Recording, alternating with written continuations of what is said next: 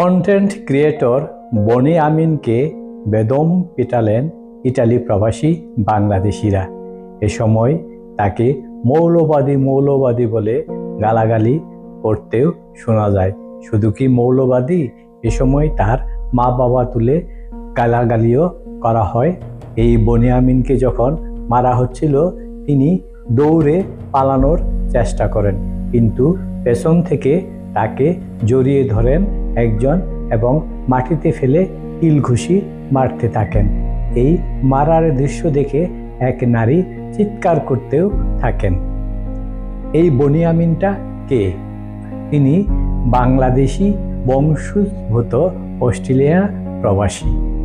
তিনি সাবেক প্রধানমন্ত্রী শেখ হাসিনাকে নিয়ে নানান ধরনের বিশ্রী ভাষায় কথা বলেছেন এবং শেখ হাসিনার একটা ছবি ইন্টারনেটে ছড়িয়ে দিয়ে বলেছেন শেখ হাসিনা আর বেঁচে নেই, তিনি মারা গেছেন।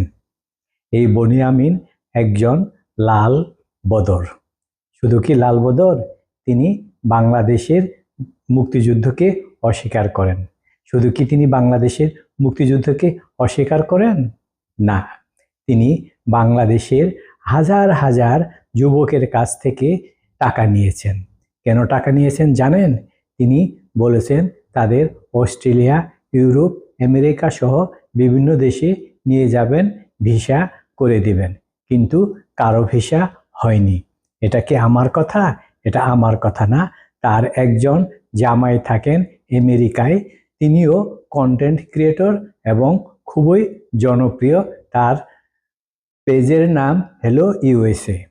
তার জামাই কিন্তু এসব স্বীকার করেছেন এবং ফেসবুকে এসে বলেছেন তাকে যাতে কেউ টাকা না দেয়।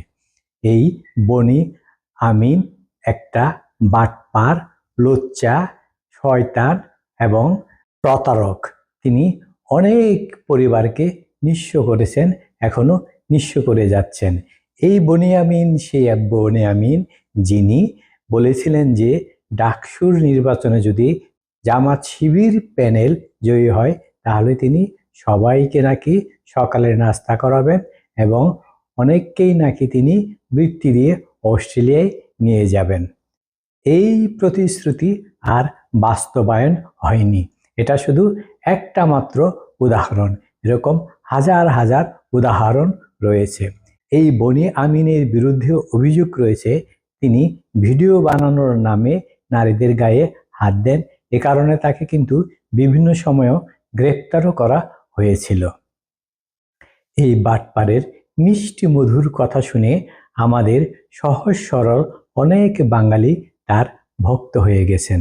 এই রাজাকারের বাচ্চার সুমধুর কণ্ঠস্বর শুনে অনেকেই তাকে টাকা দিয়ে নিঃস্ব হয়েছেন, অথচ তিনি অন্যের টাকায় দেশ বিদেশে ঘুরে কন্টেন্ট ক্রিয়েট করছেন এবং বাংলাদেশ বিরোধী, আওয়ামী লীগ বিরোধী, শেখ হাসিনা বিরোধী, বাংলাদেশের মুক্তিযুদ্ধ বিরোধী নানান ধরনের মিথ্যাচার করেই যাচ্ছেন।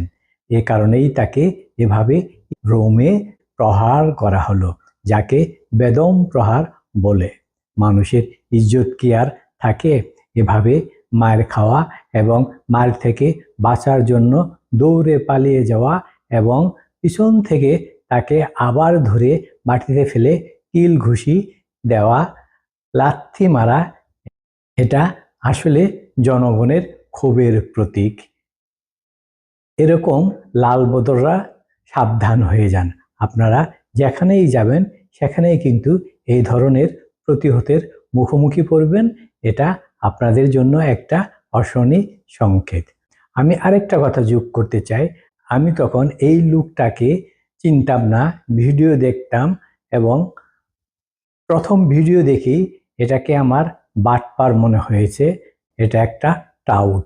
পরে সব শুনলাম, জানলাম। এমনকি আমেরিকায় অবস্থানরত তার আপন জামাই তার সম্পর্কে যে বক্তব্য দিল এবং মানুষকে সাবধান করে দিল তাকে টাকা না দেওয়ার জন্য, তা শুনে আমি নিশ্চিত হলাম এটা আসলে একটা বাটপার। তারপরে না আমি জানতে পারলাম তিনি লাল বদর, তিনি রাজাকার, তিনি জামাতে ইসলামপন্থী। সুতরাং আপনারাও মানুষ চিনতে ভুল করবেন না। সবাই ভালো থাকবেন।